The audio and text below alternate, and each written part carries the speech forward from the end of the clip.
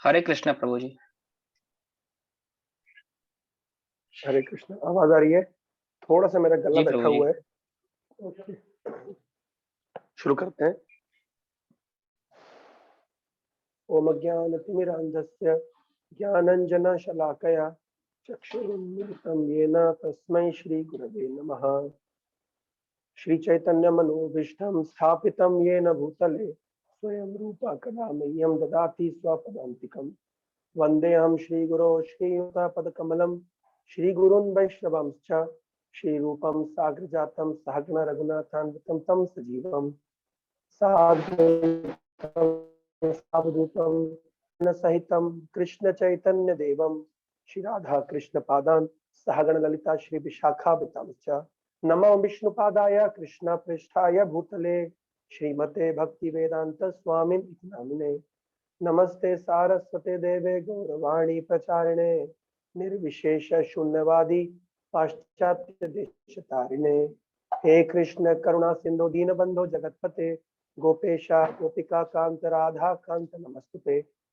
तप्त कांचन गौरांगी राधे वृंदावनेश्वरी वृषभानुसुते देवी प्रणमामि हरिप्रिये।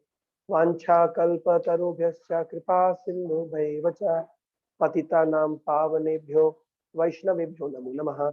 नमो महावदान्याय कृष्ण प्रेम प्रदायते कृष्णाय कृष्ण चैतन्य नाम्ने गौरतिशे नमः। नीलाचल निवासाय नित्याय परमात्मने बलभद्र सुभद्राभ्यां जगन्नाथाय ते नमः। जय श्री कृष्ण चैतन्य प्रभु नित्यानंद श्री अद्वैत गदाधर शिवासादि गौर भक्त वृंदा। हरे कृष्णा कृष्णा कृष्णा हरे हरे हरे राम राम राम हरे हरे। श्री वल्लभेति वरदेति दया परेति भक्त्या प्रियेति भवलुंठन को विदेति नाथेति नागशयनेति जगन्निवासेति आलापिनं प्रतिदिनं कुरु मां मुकुन्दा।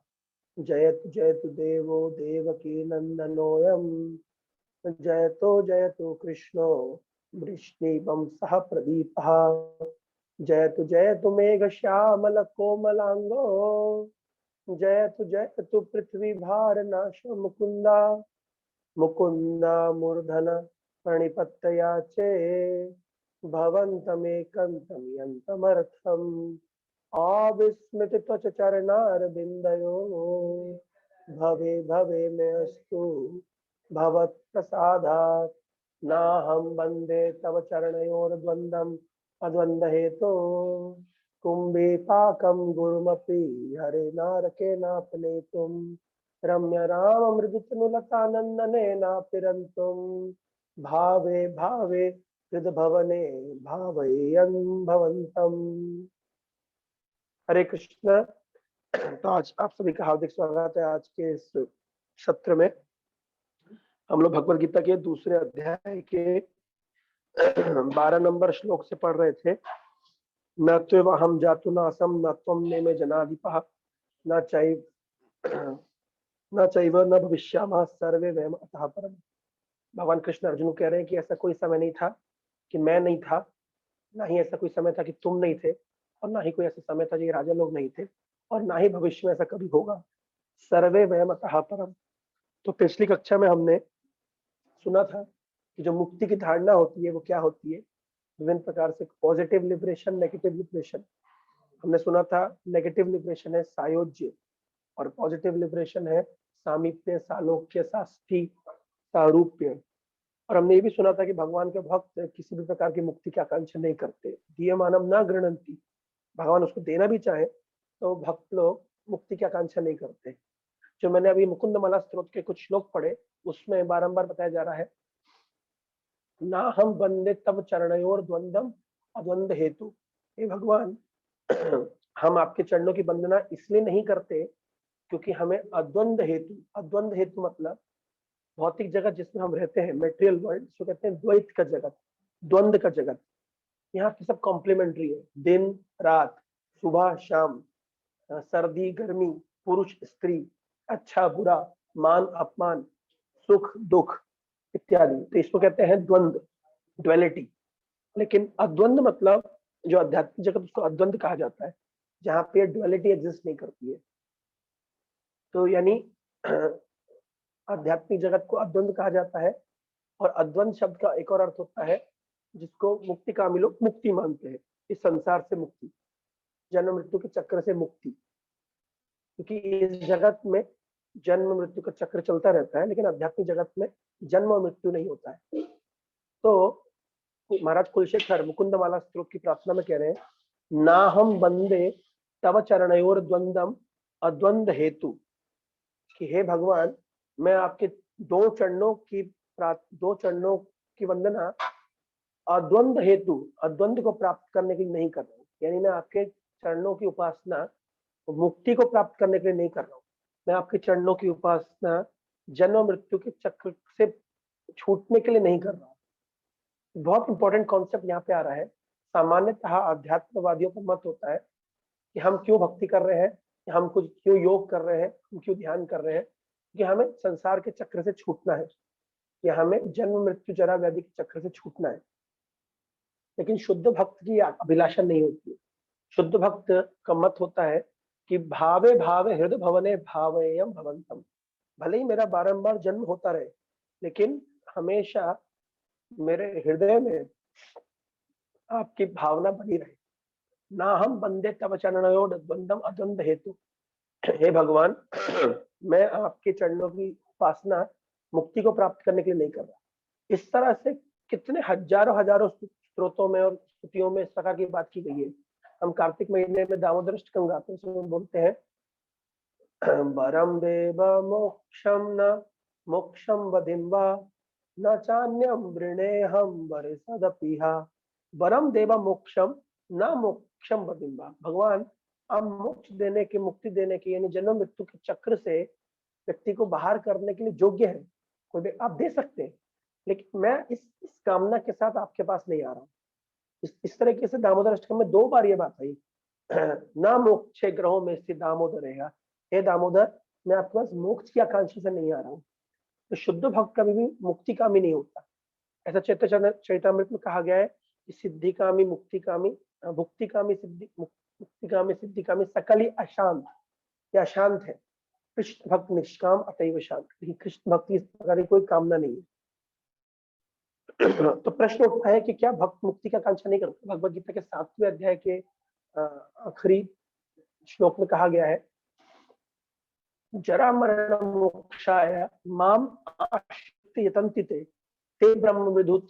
भगवान कह रहे हैं कि कोई मेरे पास जरा और मरण से मुक्त होने के लिए भी आता है तो मैं उसको बहुत महान व्यक्ति मानता हूँ। यानी जरा मरण से मुक्त होने का कोई बहुत महान कार्य नहीं है, लेकिन भगवान कहते हैं चलो इसी कारण से कोई मेरे पास आए तो भी वो ब्रह्म है, वो महान है। इसका अर्थ है कि जरा मरण से मुक्त होना एक शुद्ध भक्ति अभिलाषा नहीं है। शुद्ध भक्ति अभिलाषा होती है कि किस प्रकार बारंबार जन्म मिलते हैं। मम जन्मनि जन्मनीश्वरे भवतात भक्ति अहेतु की, तो बारंबार भले जन्म मिलता रहे लेकिन आपकी भक्ति मिलती रहे। भक्ति ठाकुर एक गीत में लिखते हो, कहते हैं कि अगर कीड़े का जन्म प्राप्त करूं तो आपके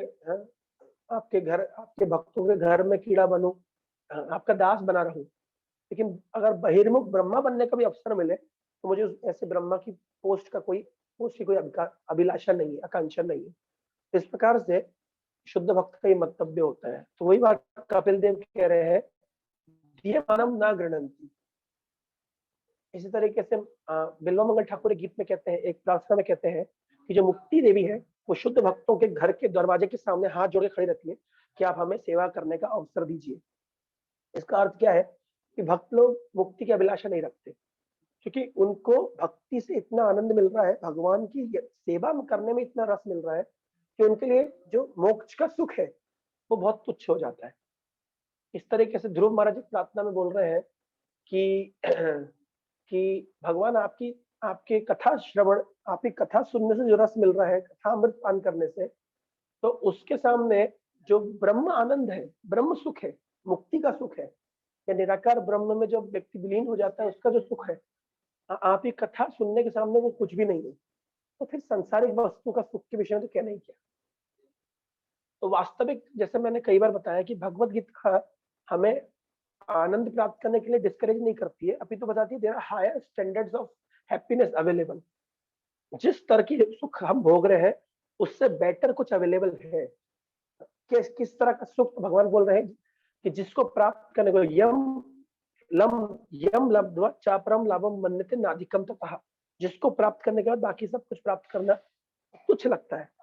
तो बुद्धिमान व्यक्ति को चाहिए कि उस प्रकार के सुख को प्राप्त करने के लिए एस्पायर। तो हमने इस विषय में सुना था पिछले सप्ताह, और हमने भी सुना था कि किस प्रकार से जो मायावादियों का दर्शन होता है उसके अनुसार मुक्ति एक बहुत बड़ा कॉन्सेप्ट है, मुक्ति प्राप्त करने जीवन का लक्ष्य है। उनकी फिलॉसफी में वो लोग भक्ति करते हैं मुक्ति को प्राप्त करने के लिए, कि भक्ति करने से मुक्ति प्राप्त हो जाएगी। लेकिन वैष्णवों में ये मत नहीं है। वैष्णवों का जो लक्ष्य है वो है किस प्रकार से भगवान की सेवा में नियुक्त हो। तो जब हम हरे कृष्ण महामंत्र का जप करते तो हरे कृष्ण महामंत्र में हम वास्तव में क्या बोल रहे हैं? हम बोल रहे हैं कि हे श्रीमती राधा रानी, हे कृष्ण, आप हमें आपकी सेवा में नियुक्त करिए। तो सेवा में नियुक्त होने का जो आनंद है वो मुक्ति के रस से बहुत अधिक है। तो अब आप पूछेंगे कि कैसे समझ सकते हैं? तो जो भक्त लोग वास्तव में भगवान की सेवा में नियुक्त है, आप उनसे पूछिए तो कितना आनंदमय अवस्था में। उनसे अगर आप बोलेंगे कि जन्म मृत्यु के चक्र से छूटने के लिए भक्ति करो, बहुत तुच्छ लगेगा उनको, ये बहुत बहुत थर्ड क्लास की बात लगेगी। तो भगवान की सेवा में इस प्रकार का एक आनंद है। तो हमने इस विषय में चर्चा करी थी। और हमने भी सुना था कि मायावादी का जो मत है कि विलीन हो जाता है, जीवात्मा मुक्ति के बाद ब्रह्म में विलीन हो जाती है। तो मैंने बताया था कि जो ब्रह्म विलीन कॉन्सेप्ट है ये तो असुरों के ऊपर लागू होता है कि जब भगवान कृष्ण किसी असुर का वध करते हैं तो वो असुर जाके ब्रह्म में विलीन होता है। तो ब्रह्म लीन कोई बहुत अच्छी अवस्था नहीं है। और हमने ये भी सुना था कि कोई व्यक्ति अगर ब्रह्म में विलीन हो भी जाता है तो आरोह कृच्छेन परम पदम ततः पतन्ति यदा, वापस से पतित हो जाता है। प्रभुपाद जी इसको बहुत सुंदर उदाहरण देते हैं। प्रभुपाद जी कहते हैं कि देखिए संसार में तथाकथित कितने सारे इम्पर्सनलिस्ट, निराकारवादी हैं, ब्रह्मवादी हैं, निर्विशेषवादी हैं। तो वे सब साधनाएं करते हैं संसार से मुक्त होने के लिए, और उसके बाद आकर के सीधे संसार में गिरते हैं। कैसे गिरते? प्रमाण देते हैं प्रभुपाद जी कि देखिए बहुत सारे जो ब्रह्मवादी होते हैं उनका मंतव्य होता है कि हम साधना करके संसार से मुक्त होना चाहते हैं। लेकिन आप देखिए जितने अधिक से अधिक चैरिटेबल इंस्टीट्यूशन बनाए गए हैं, या हॉस्पिटल खोले जा रहे हैं, या स्कूल खोले जा रहे हैं, किनके द्वारा खोले जा रहे हैं? ये उन्हीं ब्रह्मवादियों के द्वारा खोले जा रहे हैं। अगर आपका मत है कि ब्रह्म सत्य है और जगत मिथ्या है, तो जो मिथ्यामय जगत है फिर इसमें आपको स्कूल हॉस्पिटल खोलने की आवश्यकता क्या है? जैसे आप देखिए बहुत सारे मतलब तथाकथित साधु सन्यासी संसार में घूम रहे हैं, तो जिनकी फिलॉसफी में वो बोलते हैं कि ब्रह्म सत्य है और ये जगत मिथ्या है। अगर ये जगत स्वप्न के समान है, तो अगर ये जगत स्वप्न के समान है और मिथ्या है, तो फिर आपको स्कूल और हॉस्पिटल खोल करके समाज कल्याण के कार्यों में लगने की क्या आवश्यकता है? तो प्रभुपाद जी कहते हैं कि ये इससे पता चलता है कि उनको ब्रह्म में सुख नहीं मिल रहा है, इससे वापस नीचे उतर कर समाज के कल्याण कार्यों में लगे हुए हैं। समाज के कल्याण कार्य ये भौतिक स्तर की पाइटी है, मतलब पुण्य कर्म है। पुण्य कर्म का फायदा नहीं है, नुकसान है। क्या नुकसान है? जो व्यक्ति संसार से मुक्त होना चाहता है उसके लिए पुण्य कर्म फायदा नहीं है, नुकसान है। कैसे नुकसान है? समझिए इस कॉन्सेप्ट को। जैसे मान लीजिए आपके हाथ लोहे की चेन से बंधे हैं या आपके हाथ सोने की चेन से बंधे हैं, दोनों केस में आपके हाथ बंधे हुए हैं। तो आप मान लीजिए पाप कर्म करते हैं और आप नरक में यातना भोगते हैं, नारकीय शरीर को प्राप्त करते हैं, या निम्न योनि का शरीर प्राप्त करते हैं, तो उस केस में आपके हाथ बंधे हुए लोहे की चेन से। अब मान लीजिए आपने पुण्य कर्म किया, आपने स्कूल खोले, आपने हॉस्पिटल खोले, आपने गरीबों को भोजन कराया, प्यासों को पानी पिलाया, इस तरीके से, तो अब आपको स्वर्ग मिलेगा, या आपको इसी संसार में अच्छी पदवी मिलेगी अगले जन्म में, या अच्छा शरीर मिलेगा, अच्छा सौंदर्य मिलेगा, धन मिलेगा इत्यादि। लेकिन प्रॉब्लम ये कि आप फिर भी फंसे रह गए इस संसार में, जन्म मृत्यु जरा व्याधि के चक्कर में तो आप फंसे ही रह गए। तो अब आपको मिल भी रहा है अगर ये सब सुख सुविधा, तो आपके हाथ फिर भी बंधे हुए हैं, अब बंधे सोने की चेन से। तो अब आप बताइए सोने की चेन से बंधना अच्छा है या लोहे की चेन से बंधना अच्छा है, या चेन से मुक्त हो जाना अच्छा है? तो पुण्य कर्म में लोग प्रश्न पूछते हैं कि पुण्य कर्म करने में क्या समस्या है? समस्या है। इसलिए वैष्णव दर्शन हमें ना पुण्य करने के लिए प्रेरित करता है, ना ही पाप करने के लिए प्रेरित करता है। वैष्णव दर्शन हमें वो कार्य करने को प्रेरित करता है जिससे इस पुण्य और पाप के साइकिल से हम मुक्त हो सके। जैसे उदाहरण दिया जाता है, भगवत गीता में भगवान समझा रहे कर्म, विकर्म और अकर्म। कर्म मतलब पुण्य कर्म, जिसको करने से कुछ पुण्य फल मिलता है, लेकिन पुण्य फल मिलने का भी नुकसान ये है कि अल्टीमेटली आपको संसार में बंधे रहना पड़ेगा। आप पाप कर्म करेंगे, विकर्म करेंगे, वेद के विरुद्ध कर्म करेंगे, तो आपको नारकीय योनियों में जाना पड़ेगा और बहुत यातना सहनी पड़ेगी, गरीब परिवार में जन्म लेना पड़ेगा, या एजुकेशन नहीं मिलेगा आपको, आपका रूप सौंदर्य अच्छा नहीं होगा, आपकी बीमारियां रहेंगी इत्यादि। ये सब फल है। तो ये पाप कर्म का फल है, तो वो भी नुकसान है और पुण्य कर्म का फल भी नुकसान है। तीसरा कैटेगरी है अकर्म। अकर्म मतलब जो कर्म और विकर्म के साइकिल से मुक्त कर दे, यानी भक्तिमय कर्म, जिस कर्म को करने से व्यक्ति कर्म और विकर्म के साइकिल से छूट जाता है। तो इसलिए जो यथार्थ में अध्यात्मवादी है वो कभी भी किसी प्रकार के पुण्य कर्म की संस्तुति नहीं करता, उसको कोई ग्लोरीफाई नहीं करता। जो यथार्थ अध्यात्म के कॉन्सेप्ट को जानता है, जो आत्मा के बंधन और मुक्ति को समझता है, वो कभी भी तथाकथित जो पुण्य कर्म चल रहे हैं उसका समर्थन नहीं करता, क्योंकि पुण्य कर्म एट द एंड जीवात्मा के लिए बंधन है। अब आप कोई इस बात को सुनेगा तो बोलेगा क्या फिलॉसफी बोल रहे हैं, हमें चाहिए कि संसार के लोगों की मदद करें, भूखों को भोजन कराएं, प्यासों को पानी पिलाएं। पिलाइए, पानी पिलाइए, अगले जन्म में आप टैंकर मालिक के घर में जन्म लेंगे, बिस्लरी के बोतल के निर्माता के घर में जन्म लेंगे, बिस्लरी की कमी नहीं होगी, आपका पानी पानी होगा, इतना पानी होगा कि आप पानी में डूब रहे होंगे क्योंकि आपने पिछले जन्म में बहुत पानी पिलाया था। या आपने मान लीजिए खूब कपड़ा बांटा है, तो अगले जन्म में आप रेमंड्स के मालिक के घर में जन्म लेंगे, कपड़े की कमी नहीं होगी आपको। सियाराम के घर में जन्म लेंगे, वहां पे कपड़े की कमी नहीं होगी आपको। या हो सकता है कोई डेनिम के घर में जन्म लेंगे, वहां पे कपड़े की कमी नहीं होगी आप। लेकिन बाकी जो संसार कष्ट आपको झेलना पड़ेगा, उसका क्या? वही पैदा होने के बाद से शुरू से आपको ABCD पढ़ना पड़ेगा, स्कूल जाना पड़ेगा, उसके बाद 10th पास करना पड़ेगा, 12th पास करना पड़ेगा, कॉलेज जाना पड़ेगा, नौकरी करना पड़ेगा, शादी करना पड़ेगा, बच्चे पैदा करना पड़ेगा, फिर वही साइकिल चलता रहेगा। पुनरुपि जननम पुनरुपि मरणम पुनरुपि जननी जठरे शयनम। केवल आपको कपड़े की कमी नहीं होगी, आप भी कपड़ा पहनेंगे, आपको कुत्ता भी कपड़ा पहनेगा। आजकल जैसे पहनते हैं, कुत्ते भी कपड़े चड्डी पहन के घूमते हैं तो आप ये समझिए, पुण्य कर्म को जो समर्थन किया जाता है, ये अज्ञानियों की तरफ समर्थन किया जाता है। वैष्णव लोग, इसका अर्थ ये नहीं कि हम किसी प्रकार के पुण्य कर्म में प्रवृत्त ना हो। वैष्णव भी दान करता है, वैष्णव भी भूखे को भोजन कराता है, वैष्णव भी प्यासे को पानी पिलाता है, लेकिन धारणा बहुत अलग है कि पुण्य करने की भावना से नहीं, किसी दूसरे जीवात्मा को कृष्ण का प्रसाद देने की भावना से। तो दोनों ही कॉन्सेप्ट एक नहीं है। लेकिन जो तथाकथित समाज में चैरिटेबल वर्क चल रहा है, या क्रिश्चियनिटी में या अन्य संस्थानों में, तो वो सब अज्ञानता के ऊपर बेस्ड है, उसमें सही नॉलेज नहीं है। तो एनीवे, पॉइंट ये है कि हम न कर्म का समर्थन करते हैं, ना विकर्म का समर्थन करते हैं, हम अकर्म का समर्थन करते हैं, जो कर्म की श्रृंखला से जीवात्मा को मुक्त कर सके। तो इस विषय में हमने सुना है, और हमने प्रभुपाद बता रहे थे कि किस प्रकार से निराकारवादी या निर्विशेषवादी नीचे वापस से समाज कल्याण के कार्य में गिर जाते हैं। क्यों गिर जाते हैं समाज कल्याण के कार्यों में? क्योंकि उनको ब्रह्म में आनंद नहीं मिल रहा था, तो वो समाज कल्याण के कार्यों से कुछ सुख भोगते हैं, और कुछ समय के बाद में पॉलिटिक्स में भी आ जाते हैं। तो इस तरीके से वो संसार में रमन करते रहते हैं। दूसरा एक प्रमाण आपको देता हूँ। अब देखिए, बहुत सारे जो तथाकथित निर्विशेषवादी साधु हैं, आप उनके प्रवचनों को सुनिए। ये बहुत से निराकारवादी साधु, उनके प्रवचनों को सुनिए, शून्यवादी साधु, उनके प्रवचनों को सुनिए, तो उनके प्रवचनों में एक कॉमन चीज आपको मिलेगी। वो देशभक्ति का समर्थन करेंगे, वो पॉलिटिकल बातें बोलेंगे,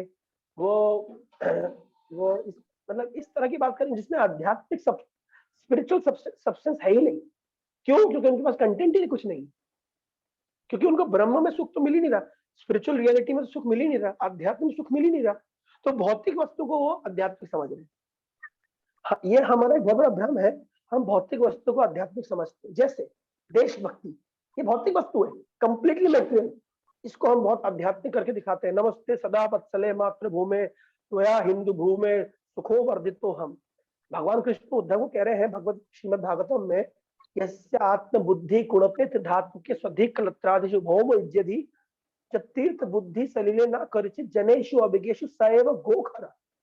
भगवान कह रहे हैं जो अपने आप को शरीर समझता है, शरीर समझता है मतलब कुणपित धातु के कफ, कफ विद कफ, वात और पित्त का बना हुआ शरीर को मैं समझता है। हाँ, यानी ये समझता है कि मैं भारतीय हूँ, मैं पाकिस्तानी हूँ, कि मैं हिंदू हूँ, मैं मुस्लिम हूँ, मैं पुरुष हूँ, मैं स्त्री हूँ, मैं ऊंची जाति का हूँ, मैं नीची जाति का हूँ, मैं अमीर हूँ, मैं गरीब हूँ।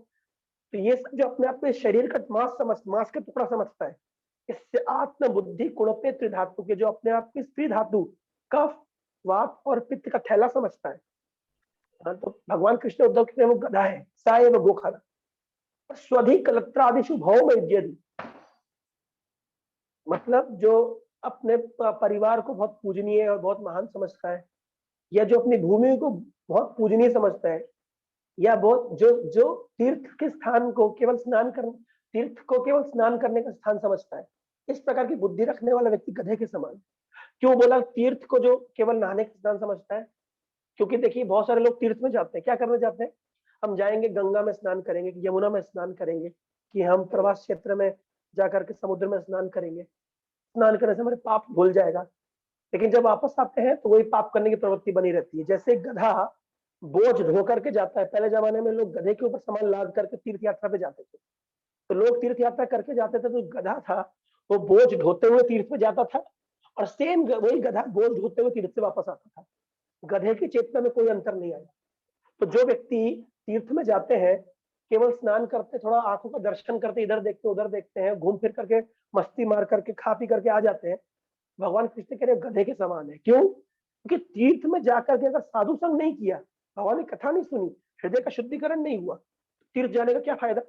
जिस चेतना के साथ गए थे, जो बोझ ढोकर के हम संसार का बोझ ढोकर गए थे गधे की तरह, कोई गधे की तरह संसार का बोझ ढोकर के वापस आ रहे, तीर्थ जाने का क्या फायदा? तो इस श्लोक में भगवान कह रहे हैं जो इस शरीर को मैं समझता है, इस शरीर से संबंधित वस्तु को अपना समझता है, इस शरीर से संबंधित मातृभूमि को पूजनीय समझता है, और जो तीर्थ को केवल स्नान करने का स्थान समझता है, वो गधे की बुद्धि है उसकी। सएव गो खाना एवं निश्चित ही वो गधे और गाय के समान है।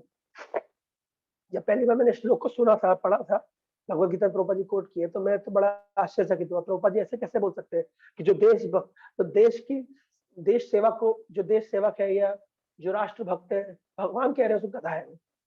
क्यों गधा है? क्योंकि एक बार श्रील भक्त सिद्धांत सरस्वती ठाकुर से सुभाष चंद्र बोस मिलने आए, प्रभुपाद जी के गुरु महाराज से। तो सुभाष चंद्र बोस के पिताजी और भक्त सिद्धांत ठाकुर की अच्छा मित्रता थी।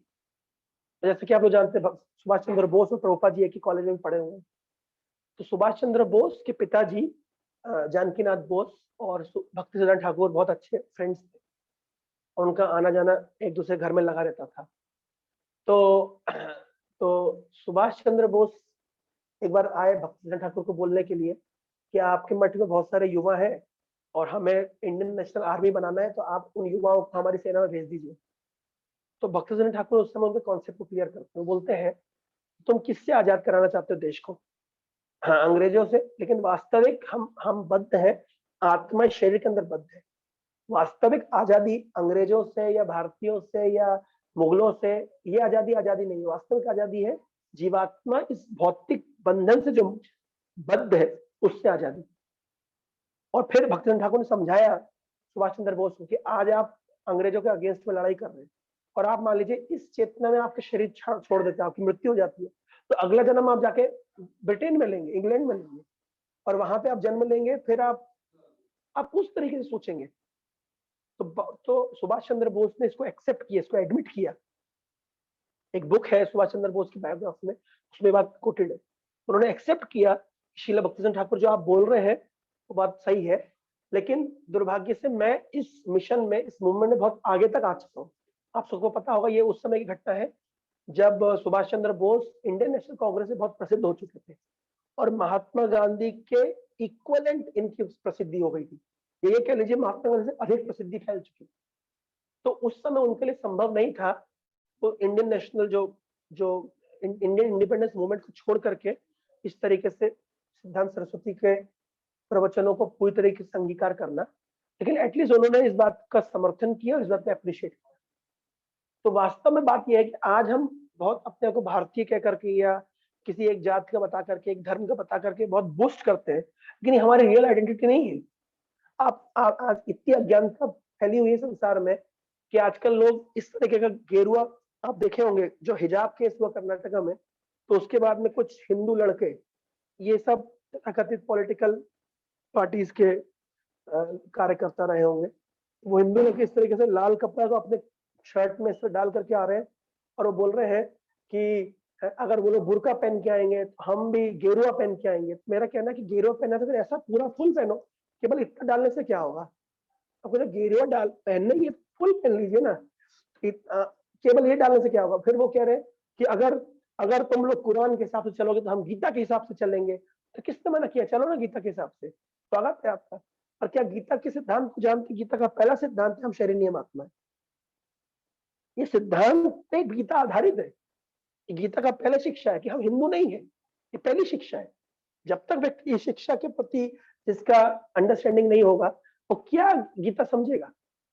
गीता समझने के लिए बहुत बड़ा विज्ञान है। हमारा आइडेंटिटी क्राइसिस है। मैं कौन हूं मैं ये नहीं जानता हूँ।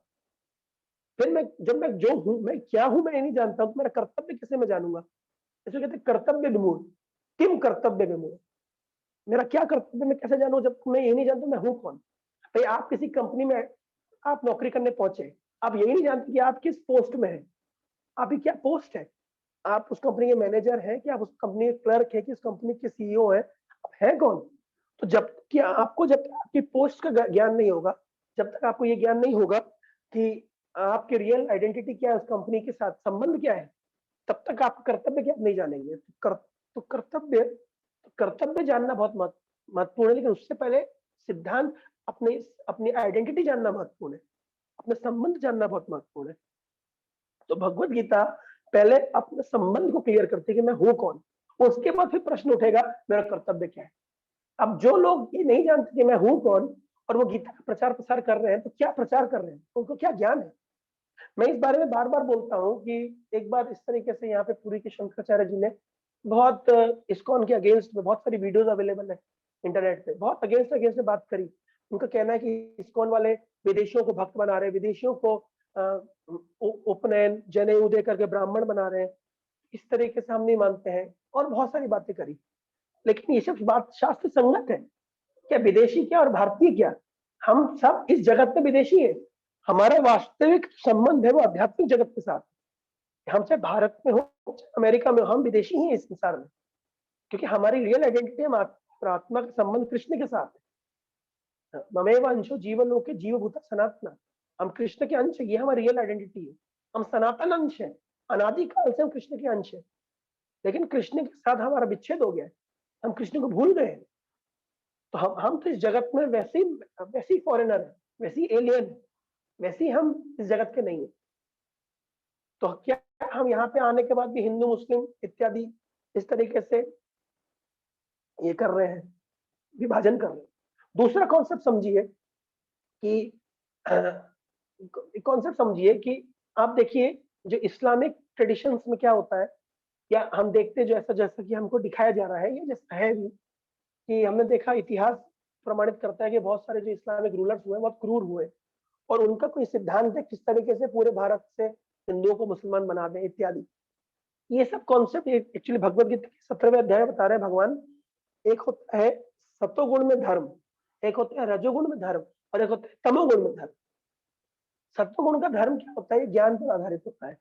लेकिन जो रजोगुण का धर्म होता है, ये रजोगुण में जो पूजा होती है, पद्धति होती है, वो मान सम्मान के लिए होती है। और तमोगुण में जस्ट अपोजिट, जैसे उदाहरण के तौर पे आज भी आप देखिए, जैसे हिंदुओं में कोई व्यक्ति कोई मर जाता है, तो मरने के बाद में उसको अगर शमशान में छोड़ करके आते तो आने के स्नान करते हैं। मुसलमानों में उल्टा है, वो नहा के जाएंगे, छोड़ करके आएंगे, बाद में स्नान नहीं करेंगे।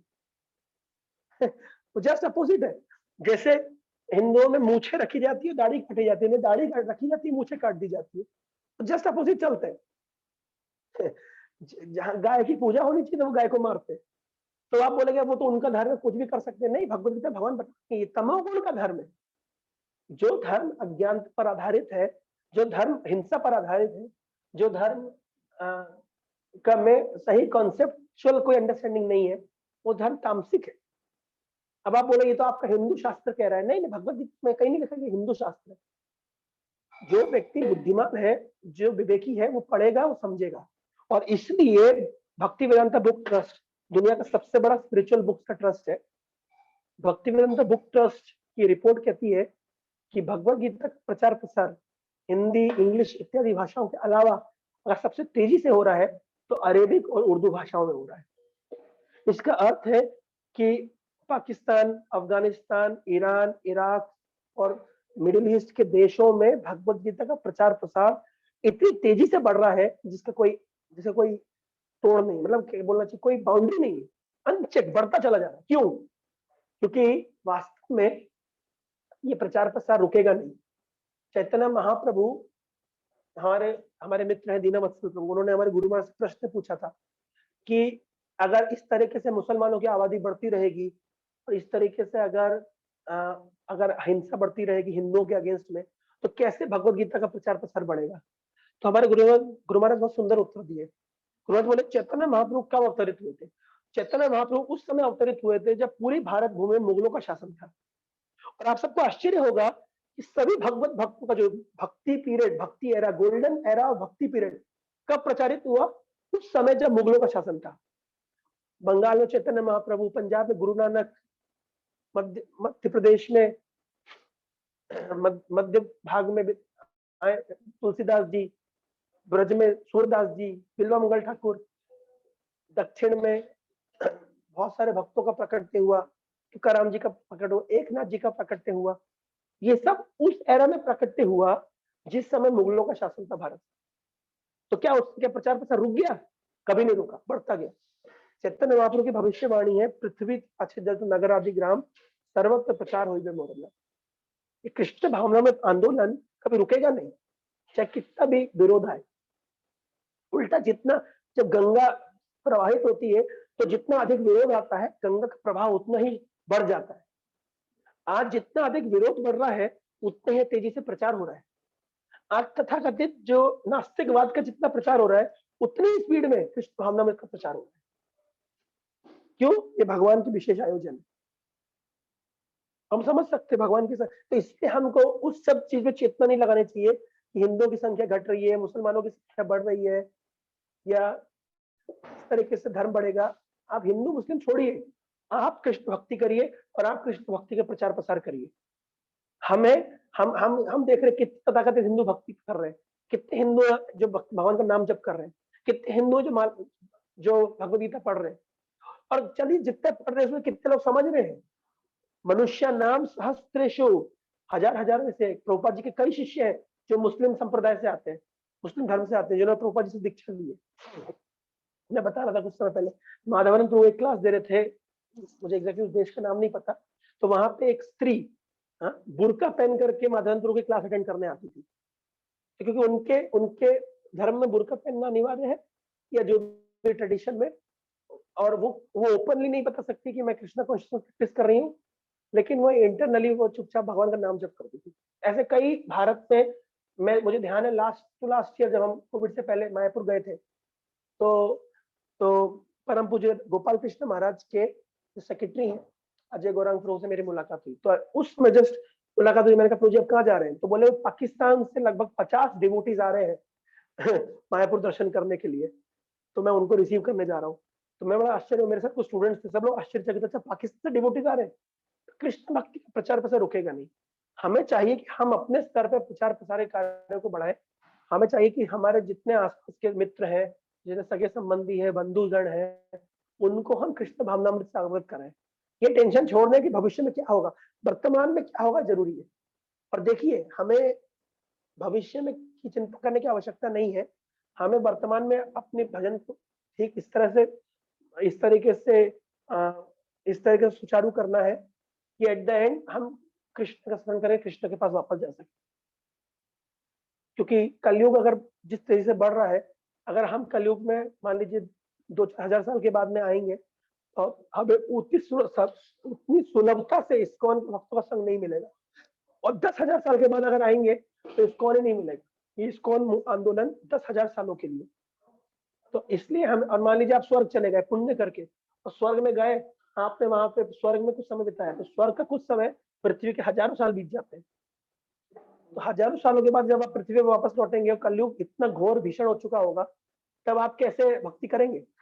तो इसलिए रिस्क लेने की कोई आवश्यकता नहीं है, भविष्य की चिंता छोड़िए, अभी भजन करिए, अभी कृष्ण भावनामृत को बहुत सीरियसली लीजिए, ताकि भविष्य में हमें लैमेंट ना करना पड़े, भविष्य में हमें शोक ना करना पड़े। तो यही बोल करके मैं आज अपने वक्तव्य को विराम दूंगा। तो अगले सप्ताह में हम दूसरे अध्याय के 13 नंबर श्लोक से प्रारंभ करेंगे और 13 नंबर से लेकर के ये लगभग 10 श्लोक 10-12 श्लोक एक ही श्रृंखला में चलेंगे, तो वो 10-12 श्लोक एक साथ कंप्लीट कर देंगे।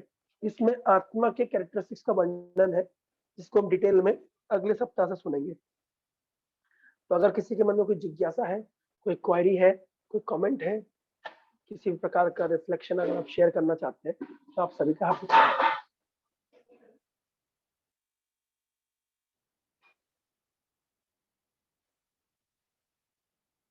किसी को की जिज्ञासा हो, कोई डाउट हो तो शेयर कर सकते हैं।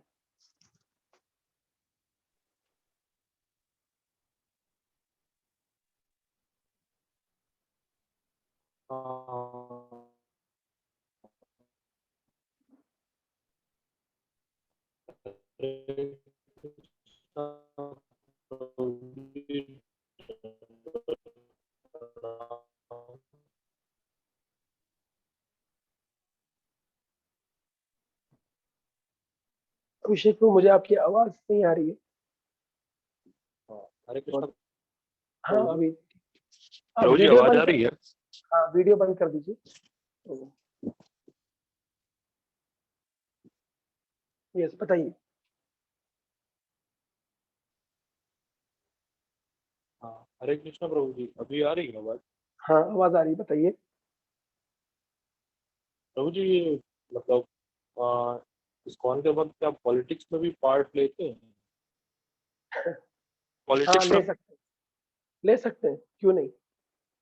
प्रभुपाद जी चाहते थे कि इस्कॉन के भक्त हर फील्ड में होने चाहिए, तो इस्कॉन के भक्त पॉलिटिक्स में भाग ले सकते हैं। अभी तक किसी ने लिया नहीं है, लेकिन भविष्य में हो सकता है कि इस्कॉन की अपनी खुद की पॉलिटिकल पार्टी हो। हमारे गुरु महाराज की धारणा थी कि गुरु महाराज अमेरिका जाने से पहले, शरीर त्यागने से पहले उन्होंने ये इच्छा प्रकाशित करी थी कि भविष्य में इस्कॉन की भी एक पॉलिटिकल पार्टी होनी चाहिए और इस्कॉन के भक्त रूलर्स बनने चाहिए, और ये हो जाएगा। ये असंभव नहीं है। चैतन्य महाप्रभु तो कह रहे हैं कि पूरे विश्व में प्रचार होगा, तो कैसे होगा। भविष्य में जो सत्ताधारी होंगे वो भी इस्कॉन के भक्त होंगे। रसानंद प्रभु बता रहे थे कुछ दिन पहले कि भोपाल की कोई माता जी, उन्होंने संसद में कुछ वक्तव्य दिया भोपाल से, तो शिवराज सिंह चौहान ने और ओम बिरला ने उसको ट्वीट किया और वो तिलक करके संसद में उन्होंने वक्तव्य दिया। तो इस्कॉन का भविष्य बहुत उज्जवल है, निश्चित रूप से ऐसा होगा समय आने पर। ठीक है अभिषेक। हाँ जी प्रभु जी। और किसी के मन में कोई प्रश्न, कोई जिज्ञासा?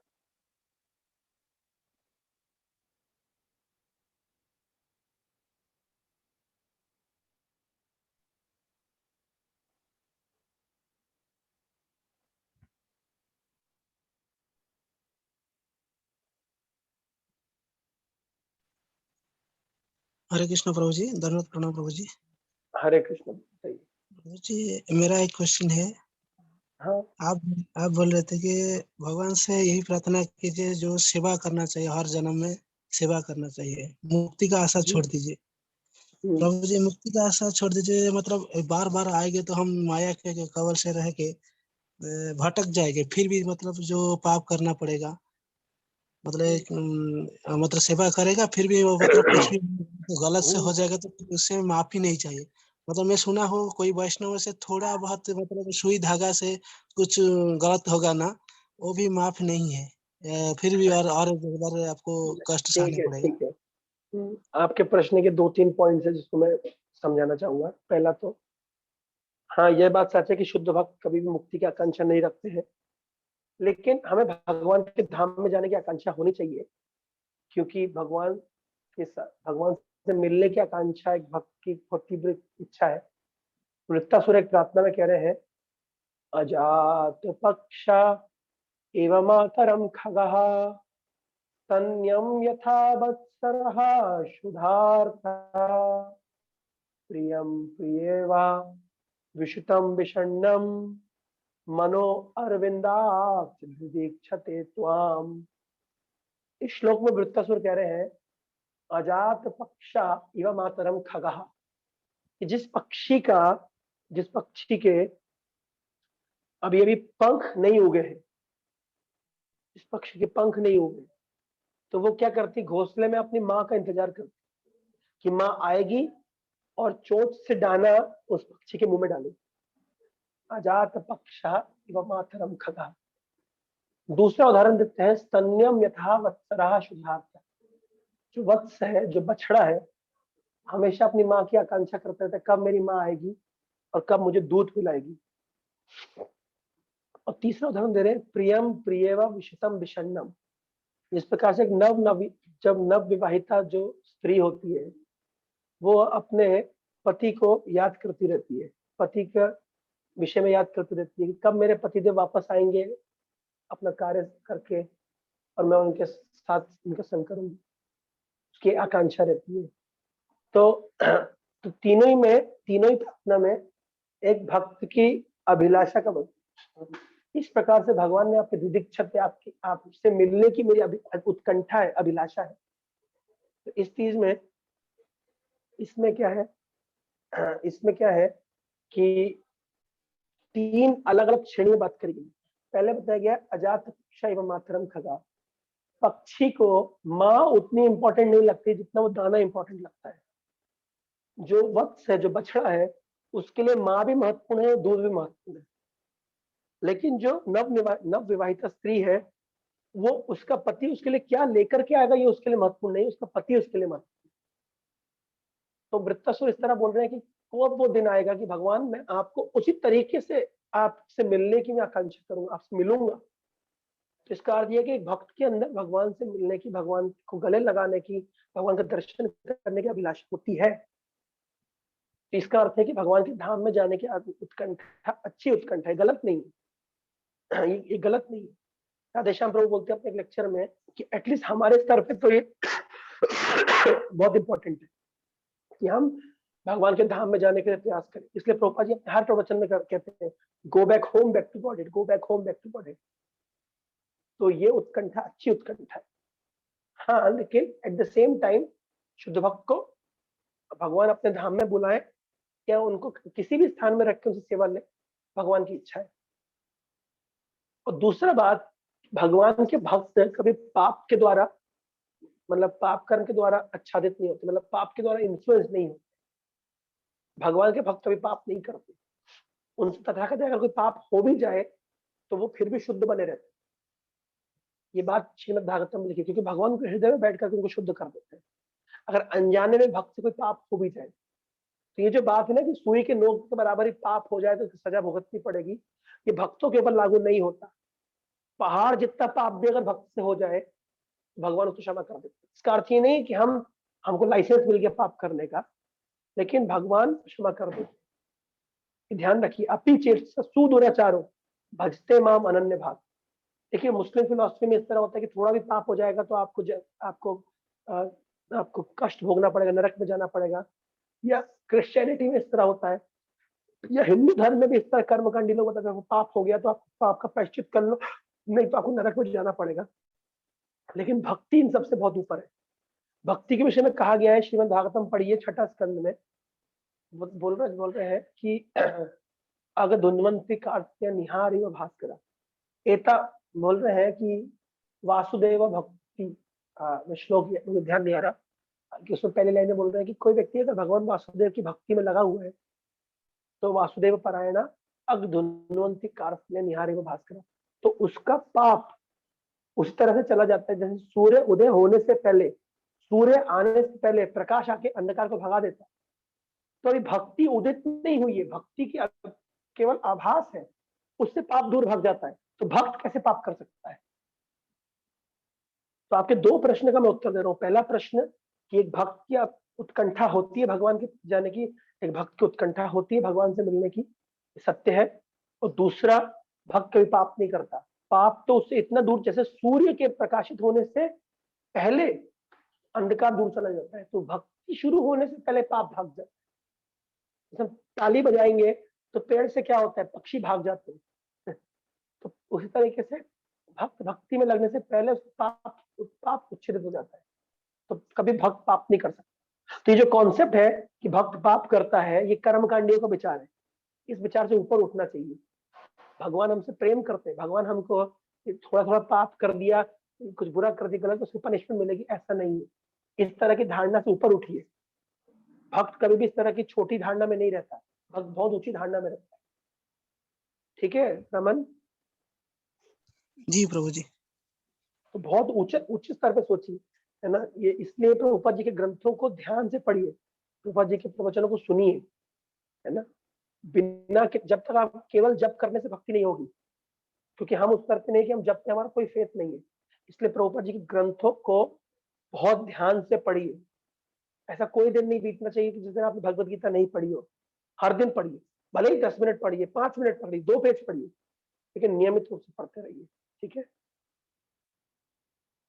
जी प्रभु जी। और किसी के मन में कोई जिज्ञासा, कोई कमेंट, कोई कुछ कहना चाहता है?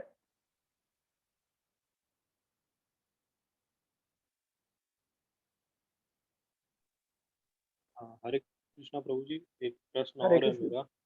बताइए। प्रभु जी, हमें हमें मायावादियों को ब्रह्मवादियों को किस दृष्टि से देखना चाहिए? मतलब क्या उनसे मतलब निंदा की दृष्टि से देखना चाहिए कि दया के भाव से? दया के भाव से, मतलब या आउट ऑफ कंपैशन।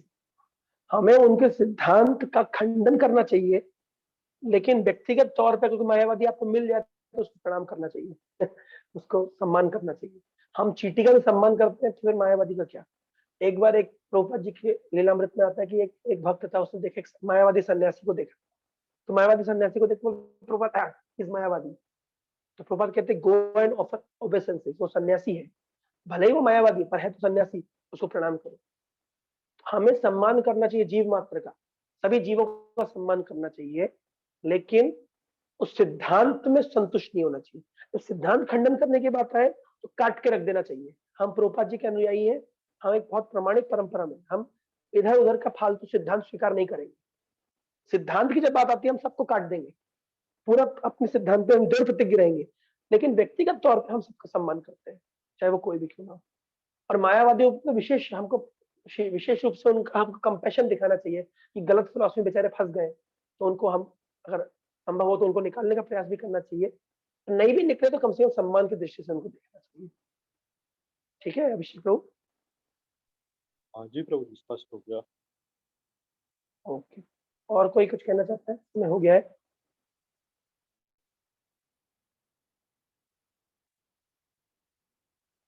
ठीक है, तो फिर हम यही तरह रखते हैं। बहुत बहुत धन्यवाद। भगवद गीता यथारूप की जय। जगत गुरु श्रील प्रभुपाद की जय। बताइए गौर प्रेमानंद हरि हरि। वांछा कल्पतरुभ्यश्च कृपा सिंधुभ्यश्च पतितानां पावनेभ्यो वैष्णवेभ्यो नमः।